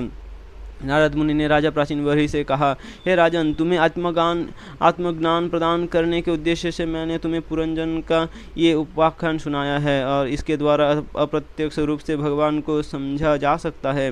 भगवान को प्रत्यक्ष रूप से समझने के लिए भक्ति योग का मार्ग है जिसमें भगवान की लीलाओं को सुनने तथा सुनाने पर महत्व दिया जाता है। ऐसे लोग जिनके चित्त में भगवान की लीलाओं को सुनने की रुचि जागृत नहीं हुई है वे भगवान को नहीं समझ सकते। इस प्रकार के लोग पुराणों की ऐसी कथाओं को, जिनमें से कुछ सत्य इतिहास होती है और कुछ काल्पनिक, आसानी से समझ जाते हैं, चाहे ये कथाएं सच्ची हो अथवा काल्पनिक। इन कथाओं के सार को समझना महत्वपूर्ण है और इन्हें समझकर बद्धजीव भक्ति में संलग्न हो जाता है। महाराज प्राचीन बरही ने कहा, हे प्रभु, मैं राजा पुरंजन की कथा के निष्कर्ष को पूरी तरह नहीं समझ सका हूँ। भौतिक कार्यों एवं कर्मकांड में उलझे मुझ जैसे लोगों के लिए इन उपदेशों के गुण अर्थ को समझना अत्यंत कठिन है। ये सुनकर श्री नारद मुनि ने कहा, राजन, इतना समझ लो कि पुरंजन अपने कर्मों के अनुसार विभिन्न शरीरों में स्थानांतरित होता है। कई बार 1 पैर वाले भूत, कई बार 2 पैर और 3 पैर वाले वृद्धावस्था में व्यक्ति लाठी के सहारे चलता है। 4 पैर वाले, अनेक पैर वाले अथवा बिना पैर वाले रेंगने वाले जीव शरीर में जीवात्मा का वो अनजान मित्र स्वयं भगवान है। जब बद्ध जीव प्रकृति के गुणों का पूर्ण रूपेण भोग करना चाहता है, अर्थात जब वो अपनी समस्त इंद्रियों को भोगना चाहता है, तो वो मनुष्य अथवा देवता के शरीर की कामना करता है, क्योंकि इन्हीं शरीरों में समस्त इंद्रियों के लिए भोग विषय उपलब्ध है। प्रमदा का अर्थ भौतिक बुद्धि अज्ञानता से है, क्योंकि जब व्यक्ति ऐसी बुद्धि का आश्रय लेता है, तो वो आसन अपनी पहचान भौतिक शरीर से करता है और इंद्रिय भोग के चारों ओर केंद्रित जीवन यापन करते हुए सुख दुख भोगता है। 10 इंद्रियां पुरंजनी की पुरुष मित्र है और उनके कार्य उनकी सखियां हैं। सर्प प्राणवायु है जो 5 रक्त संचार यंत्रों में कार्य करती है। जीवात्मा प्राणवायु के बीच में स्थित होता है, जो संचालित होने के लिए 5 प्रकार से कार्य करती है।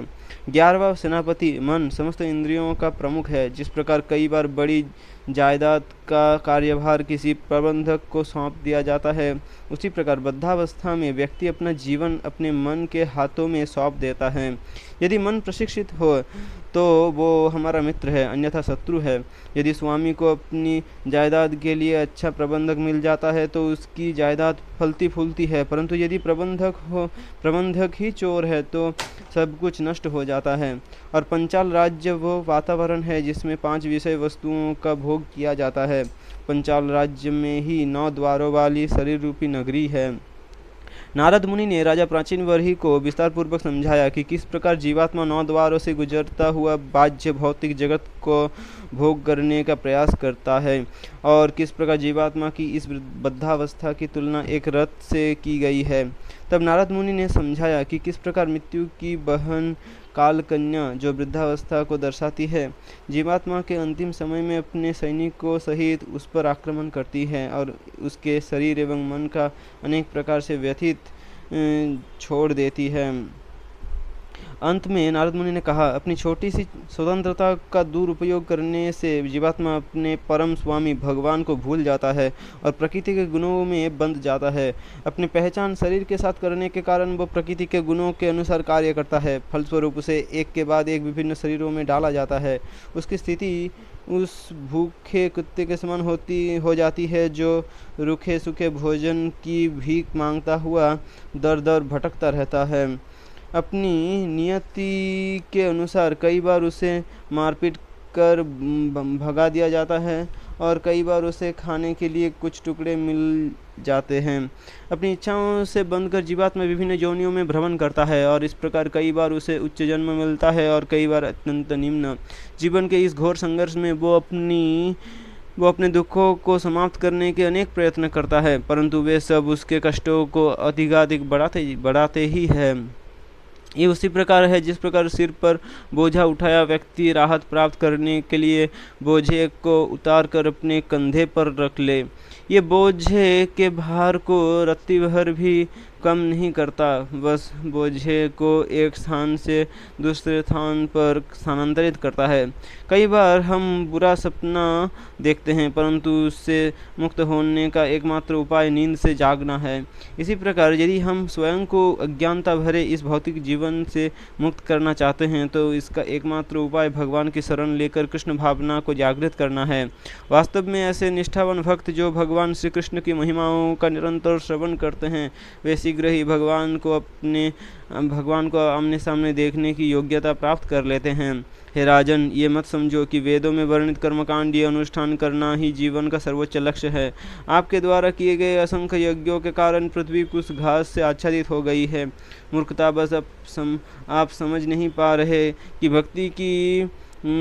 भक्ति ही भगवान को संतुष्ट करने का एकमात्र मार्ग है। भगवान ही सृष्टि के परम नियंता और प्रत्येक जीव के परम हितैषी मित्र हैं। इसलिए मनुष्यों को अपना जीवन मंगलकारी बनाने के लिए उन्हीं के चरण कमलों का आश्रय लेना चाहिए। हे राजन, मैंने आपकी प्रत्येक जिज्ञासा को संतुष्ट करने का प्रयास किया है। अब मुझसे एक और दृष्टांत सुनो। संत जनों ने इस प्रसंग को स्वीकार किया है और ये अत्यंत गुह्य है। इसका उद्देश्य राजा को भौतिक पारिवारिक जीवन से विरक्त करना था। हे राजन, एक समय एक सुंदर उद्यान में एक हिरन अपनी पत्नी के साथ हरी भरी घास चर रहा था। क्योंकि वो भंवरों को मधुर गुंजन को सुनते हुए घास खाने में पूरी तरह निमग्न था। वो पूरी तरह बेखबर था कि उसके सामने शेर काल खड़ा है और पीछे से एक शिकारी मृत्यु अपना धनुष बाण लिए उस पर निशाना साधे हुए हैं। यद्यपि एक भौतिकवादी चारों ओर से खतरे देखता है, परंतु फिर भी वो अपने पारिवारिक जीवन रूपी उद्यान में भोग करता रहता है और उसे अपने बच्चों की तोतली बोली भबरों के गूंजन जैसी मधुर लगती है।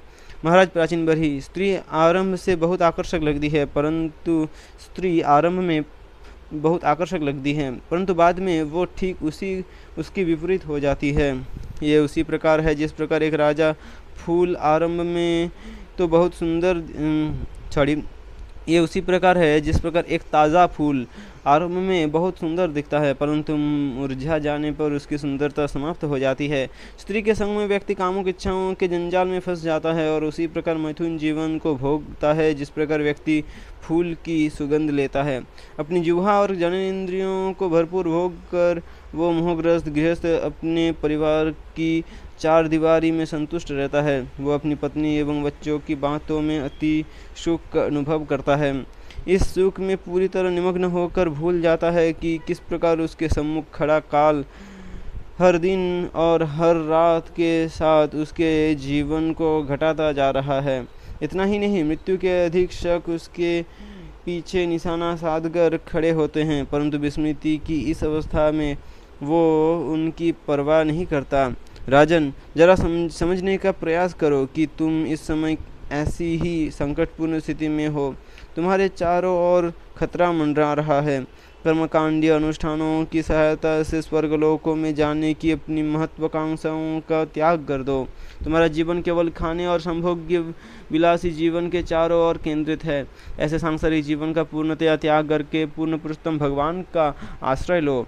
राजा प्राचीन बरही ने कहा, हे ब्राह्मण, आपने जो भी कहा मैंने बहुत ध्यानपूर्वक उससे सुना है। इस विषय पर ध्यानपूर्वक मनन करने के पश्चात मैं इस निष्कर्ष पर पहुंचा हूँ कि जिन आचार्यों ने मुझे इन कर्मकांडों में नियुक्त किया था वे कृष्ण भक्ति के गुह्य ज्ञान से अनजान थे, अन्यथा वे क्यों मुझे इसका ज्ञान नहीं देते।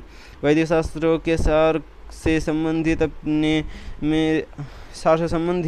आपने मेरे समस्त संशयों को छिन्न भिन्न कर दिया है। मैं अब समझा सकता हूँ कि महान ऋषिगण भी अक्सर जीवन के सच्चे उद्देश्य को लेकर भ्रमित रहते हैं। परंतु मेरा एक और प्रश्न है, कृपया इसका भी निवारण कीजिए। कहा जाता है कि व्यक्ति अपने इस जीवन के कार्यों का फल अपने भावी जीवनों में भोगता है, परंतु मृत्यु के समय व्यक्ति अपने इस शरीर को त्याग कर नया शरीर प्राप्त करता है। फिर ये कैसे संभव है कि वो किसी दूसरे शरीर में किए गए कर्मों के अच्छे बुरे फलों को उस शरीर में भोगे? नारद मुनि ने कहा, स्थूल शरीर मात्र एक बाह्य आवरण है और इसका उद्देश्य आंतरिक सूक्ष्म शरीर के कार्यों को फलीभूत करना है। मन, बुद्धि और मिथ्या अहंकार से युक्त सूक्ष्म शरीर ही स्थूल शरीर का वास्तविक मूल है। इसलिए स्थूल शरीर के नष्ट होने पर भी सूक्ष्म शरीर बना रहता है और अपने कार्यों के आधार पर जीवात्मा को सुख दुख भोगने के लिए नया स्थूल शरीर प्रदान किया जाता है। सोते समय हम इस बात का अनुभव कर सकते हैं। जिस समय व्यक्ति स्वप्न देखता है उस समय वो अपने स्थूल शरीर से एक भिन्न शरीर स्वीकार करके उसके माध्यम से कार्य करता है। इसलिए ये निष्कर्ष निकाला जा सकता है कि व्यक्ति अपने सूक्ष्म शरीर के माध्यम से सुख दुख भोगता है। इस जीवन के कर्मों के अनुसार व्यक्ति को अगला स्थूल शरीर प्रदान किया जाता है और परमात्मा उसे पिछले जन्म में उसकी अधूरी रही योजनाओं का उसे स्मरण दिलाता है। किसी भी व्यक्ति के कार्यों का अवलोकन करके उसकी मानसिकता अथवा चेतना का अनुमान लगाया जा सकता है। इसी प्रकार किसी भी व्यक्ति की मानसिकता को देखकर उसके पूर्व जन्म की स्थिति तथा भावी जन्मों की स्थिति का अनुमान भी लगाया जा सकता है। मन पूर्व जन्मों के समस्त विचारों तथा अनुभवों का भंडार है। इसलिए कई बार वो स्वप्न में उन वस्तुओं को भी देखता है जिनका उसे इस जीवन में कोई अनुभव नहीं होता।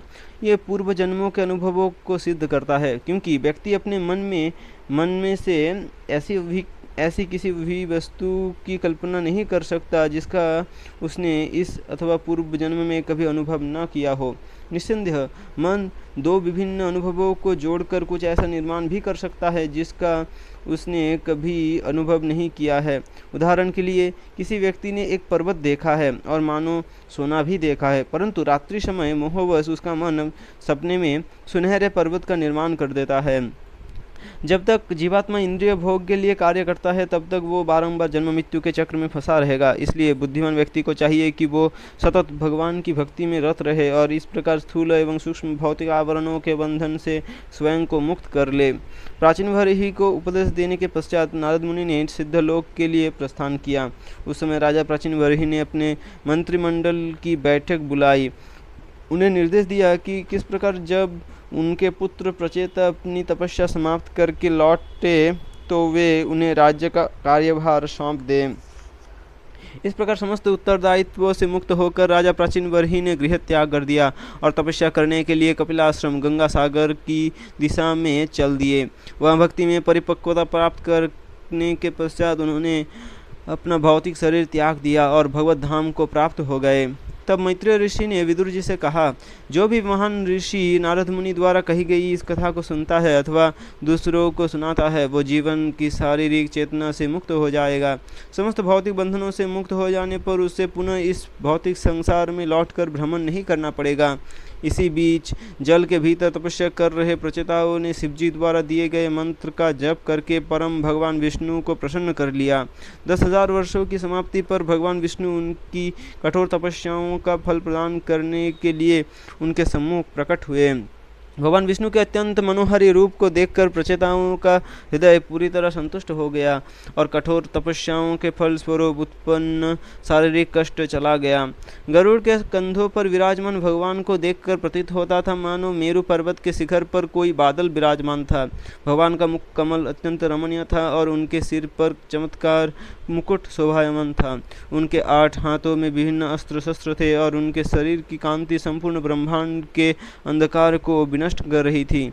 गरुड़ किन्नर लोक के एक निवास प्रतीत हो रहे थे जिनकी शारीरिक रचना ऐसी ही होती है और अपने पंखों की फड़फड़ाहट से वे भगवान का महिमा गान करते हुए वैदिक मंत्रों का उच्चारण करने लगे। समस्त देवताओं ऋषियों तथा अन्य पार्षदों से घिरे भगवान विष्णु ने कृपा भरी दृष्टि से प्रचेताओं को देखा।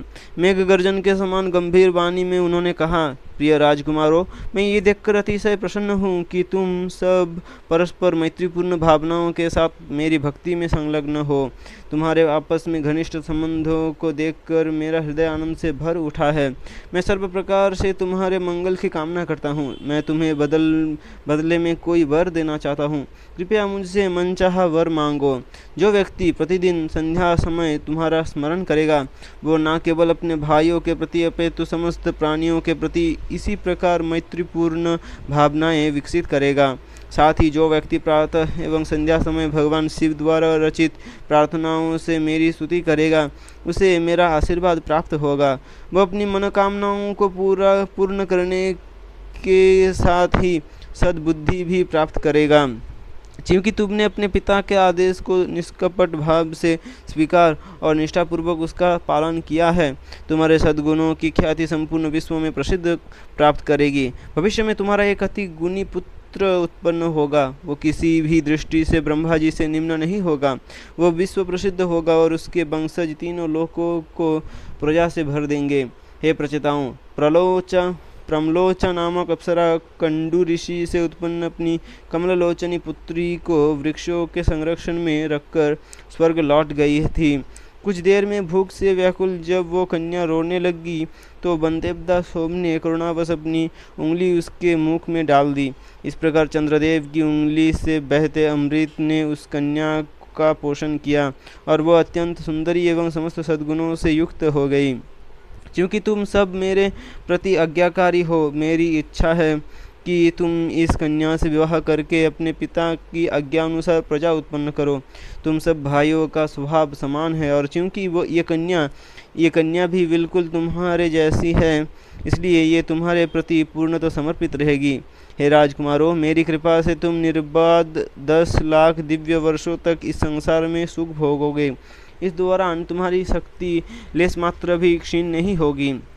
तत्पश्चात तुम मेरी भक्ति में निमग्न होकर समस्त भौतिक सद्गुण संदूषणों से मुक्त हो जाओगे।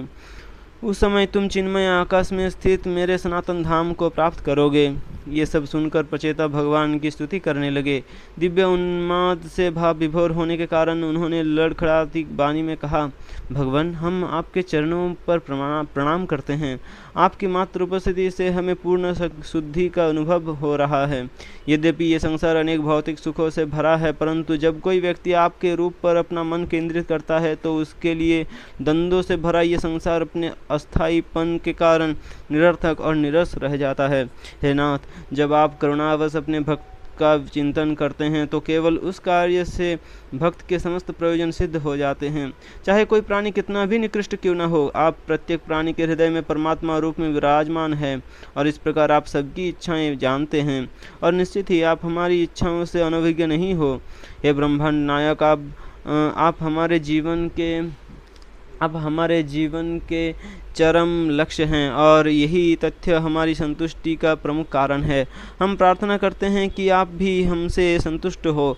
हमें एकमात्र यही वरदान चाहिए। स्वर्ग के पारिजात वृक्ष को प्राप्त करने के पश्चात मधुमक्खी उसे कभी नहीं छोड़ती, क्योंकि मकरंद प्राप्त करने की उसकी सारी इच्छाएं वहां पूरी हो जाती हैं। उसी प्रकार आपके चरण कमलों का दर्शन करने तथा उनका आश्रय लेने के पश्चात अब भला हमारे लिए और कौन सा वरदान वांछनीय रह गया है।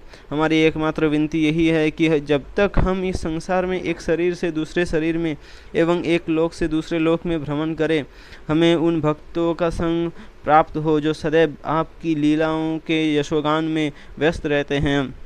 ऐसे शुद्ध भक्त का क्षणिक संग भी लोकों की प्राप्ति अथवा ब्रह्म में लीन होकर मुक्ति से अधिक मूल्यवान है और वे अपनी उपस्थिति से तीर्थस्थलों को पवित्र कर देते हैं।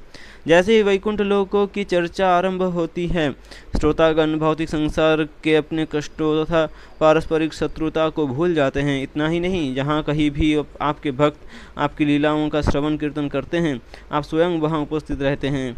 हे भगवान, हम भली भांति जानते हैं कि शिवजी के क्षणिक संग के प्रभाव से आज हमें आपके दर्शनों का सौभाग्य प्राप्त हुआ है, परंतु फिर भी ब्रह्मा जी और शिवजी जैसे महापुरुष आपकी महिमाओं को पूरी तरह नहीं समझ पाते और मात्र आप अपनी अपनी क्षमताओं के अनुसार आपकी स्तुति करते हैं।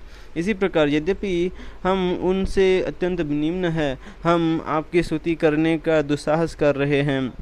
और तब भगवान विष्णु, तुम्हारी सब अभिलाषाएं पूरी हो, कहकर वहां से चले गए। भगवान को अकस्मात अंतर्धान हुआ देखकर प्रचेतागण व्यथित हो उठे, क्योंकि उन्होंने अभी तक भगवान को मन भर कर नहीं देखा था।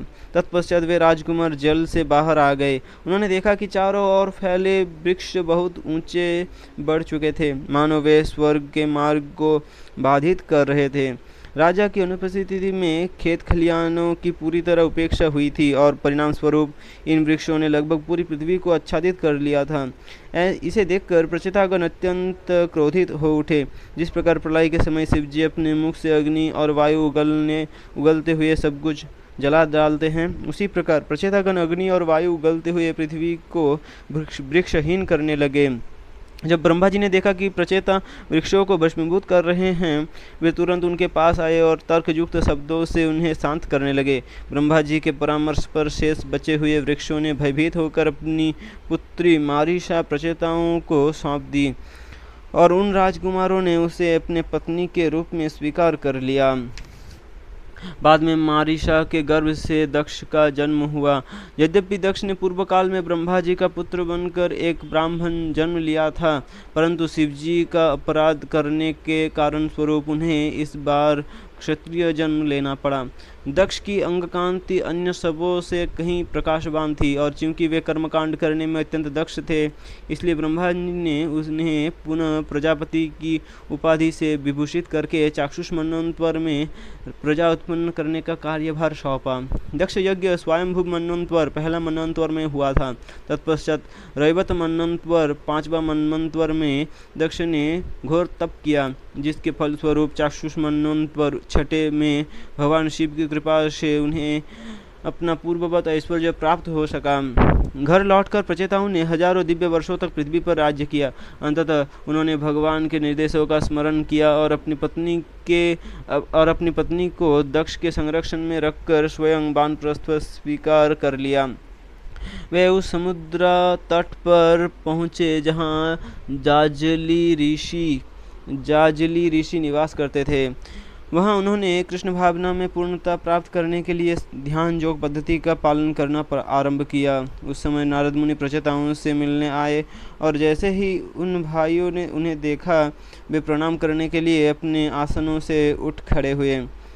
नारद मुनि का यथोचित सत्कार करने और उन्हें सुखद आसन देने के पश्चात प्रचेताओं ने उनसे कहा, हे ब्राह्मणवर, ये हमारा परम सौभाग्य है कि आज हमें अपने आपके दर्शनों का सौभाग्य प्राप्त हुआ है। जिस प्रकार सूर्यदेव मात्र अपने भ्रमण द्वारा लोगों को रात्रि के भय से मुक्त कर देते हैं, उसी प्रकार आप भी विचरण करते हुए मार्ग में मिलने वाले लोगों को भय से मुक्ति प्रदान करते हैं। हे गुरुदेव, पारिवारिक जीवन में अत्यधिक अनुरक्त होने के कारण हम शिवजी एवं भगवान विष्णु के निर्देशों को लगभग पूरी तरह भूल बैठे हैं।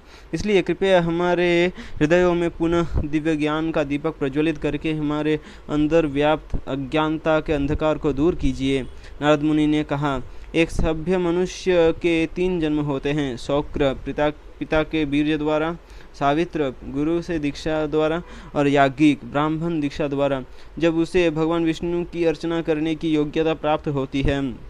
इन सुअवसरों को प्राप्त करने के पश्चात भी यदि कोई व्यक्ति भगवान की सेवा में संलग्न नहीं होता, तो उसके कार्यों को निरर्थक समझना चाहिए। यदि मनुष्य भगवान विष्णु की भक्ति करके उन्हें संतुष्ट नहीं करता, तो उसके तप, ज्ञान अथवा बल का क्या लाभ। मनुष्य चाहे कोई भी साधना अथवा योग पद्धति का पालन क्यों न करे, परंतु यदि वे कार्य आत्म साक्षात्कार के सर्वोच्च लक्ष्य भगवान विष्णु का साक्षात्कार करने में उसकी सहायता नहीं करते, तो वे सब व्यर्थ हैं।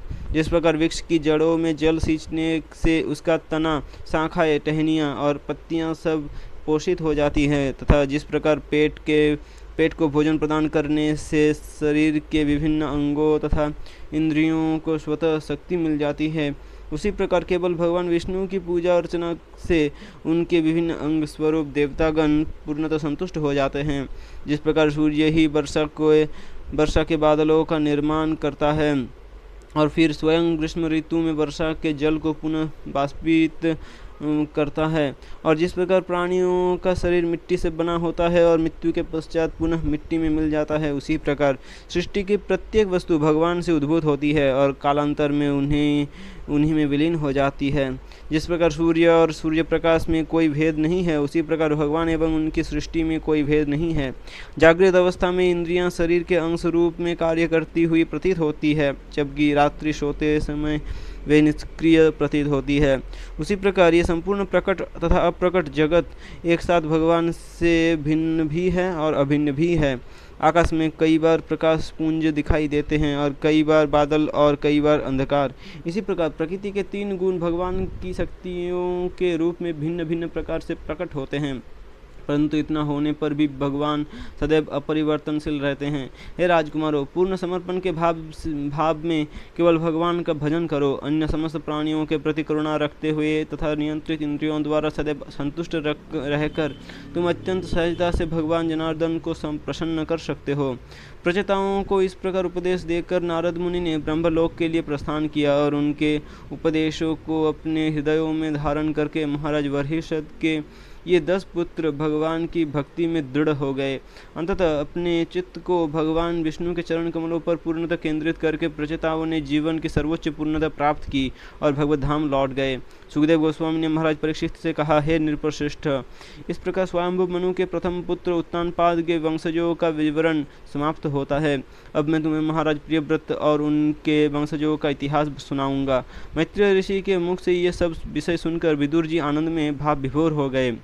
अश्रुपूरित नेत्रों से उन्होंने अपने गुरुदेव को साष्टांग प्रणाम किया और कहा, हे महायोगी, हे महाभागवत, ये संसार अज्ञानता के अंधकार से भरा है और आज आपकी अहितु की कृपा मुझे उस पद की प्राप्ति हुई है जो इस संसार से मुक्त करके भगवत धाम की ओर ले जाता है। मैत्रेय ऋषि को प्रणाम करके विदुर ने उनसे अनुमति ली और हस्तिनापुर की ओर प्रस्थान किया, जिससे वे उनसे प्राप्त हुए इस आध्यात्मिक ज्ञान को अपने संबंधियों में बांट सके। हरे कृष्ण।